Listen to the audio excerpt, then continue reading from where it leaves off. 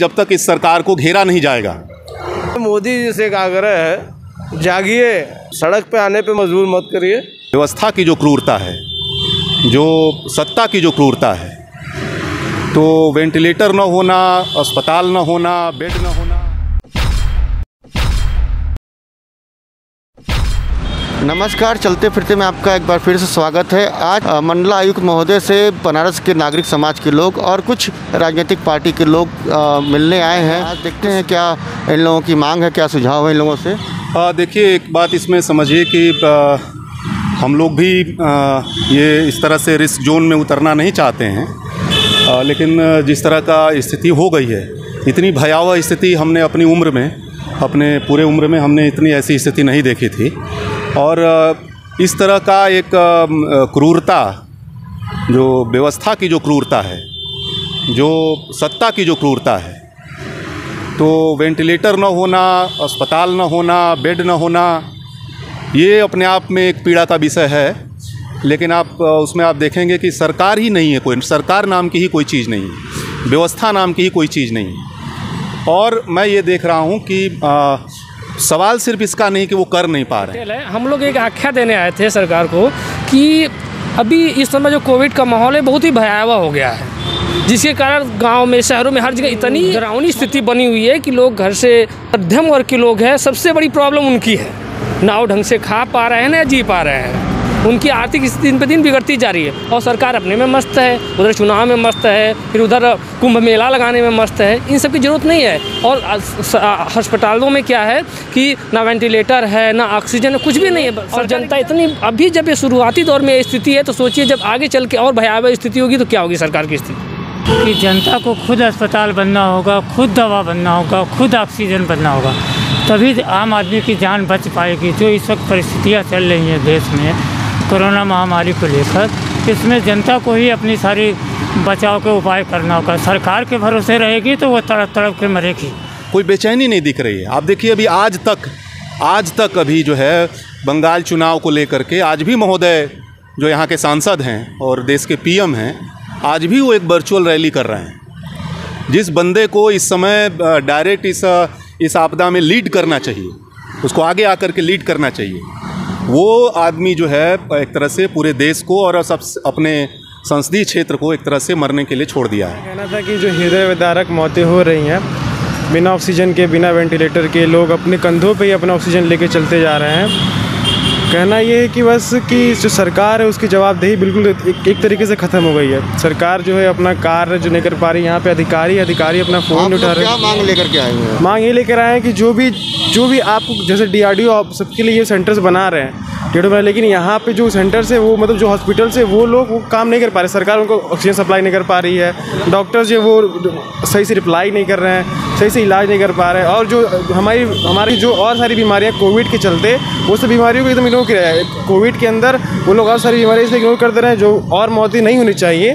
जो मतलब ये दुष्काल चल रहा है एक तरीके से कि मतलब जो कोविड है वो तो मर ही रहे हैं, जो कोविड है वो भी मर रहे हैं, घर में बैठे बैठे मर जा रहे हैं, ये खाने पीने के लिए मर जा रहे हैं। किसी से कुछ छिपा नहीं है, सारी चीज़ें सामने हैं। लोग कैसे मर रहे हैं, कैसे ऑक्सीजन की कमी है, वेंटिलेटर की कमी है। जो उत्तर प्रदेश की सरकार है, ये खाली दावे, मतलब खाली जवान पे है, काम पे कुछ नहीं है। और हमारी यही मांग है कि अभी सरकार से जो भी चुनाव की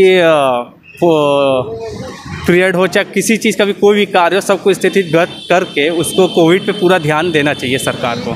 इस समय का माहौल आप देख ही रहे हैं कि कोविड से पूरा देश परेशान है। और जिस तरीके से हॉस्पिटलों में सुविधा होनी चाहिए, उस तरीके से हॉस्पिटल में सुविधा नहीं हो पा रही है। जिला प्रशासन से हमारी मांग है कि जो कोविड पीड़ित हैं उनको उनका उपचार अच्छे से अच्छे हॉस्पिटल में कराया जाए।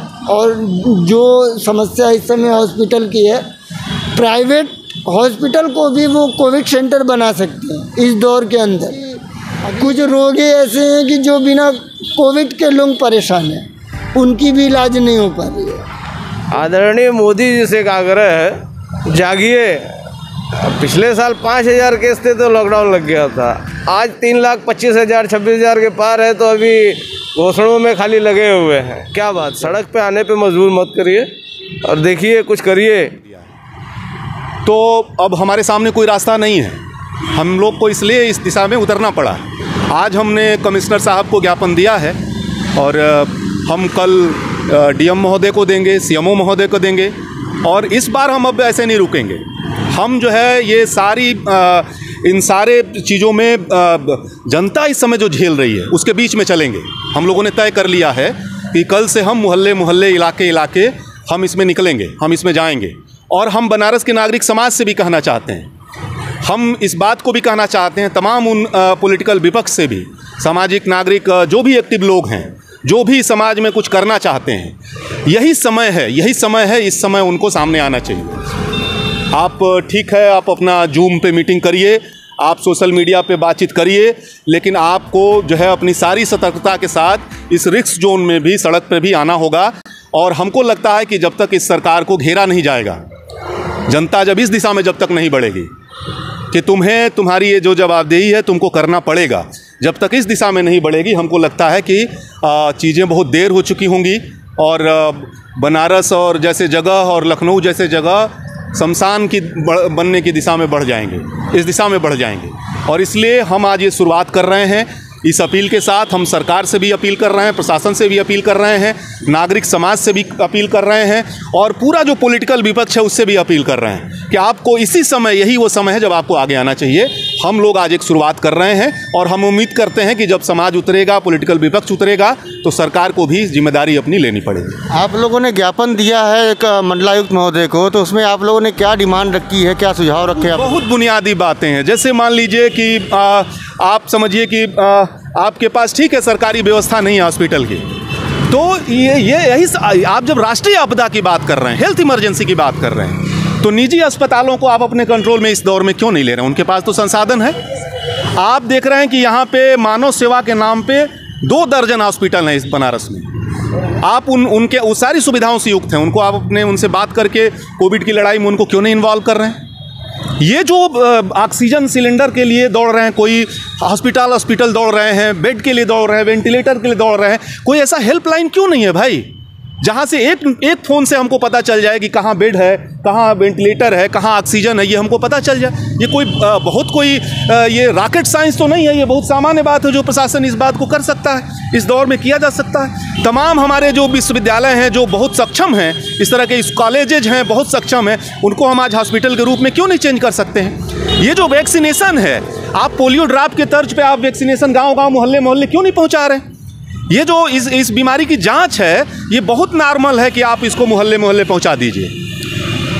मैं इस बात को कहना चाहता हूं कि बात जो है असुविधा का नहीं है, बात इसका नहीं है कि चीज़ों की कमी है। सवाल जो है, जो सत्ता का जो रुख है इसको लेकर के, सरकार का जो रुख है और पीएम और सीएम का जो रुख है, और बनारस के आप देख लीजिए जनप्रतिनिधियों का जो रुख है, सवाल वहाँ है। सारी जो निर्दयता का, सारी आपदा का सेंटर पॉइंट इस समय सरकार बनी हुई है, व्यवस्था बनी हुई है, और इसलिए अब जनता को सरकार और इस व्यवस्था को ही घेरना होगा, इसी दिशा में बढ़ना होगा। और ये अगर इस दिशा में नहीं बढ़ेंगे तो तब तक बहुत देर हो चुकी होगी, और हम समझते हैं कि बाद में हमारे पास पछताने के अलावा कुछ नहीं रह जाएगा।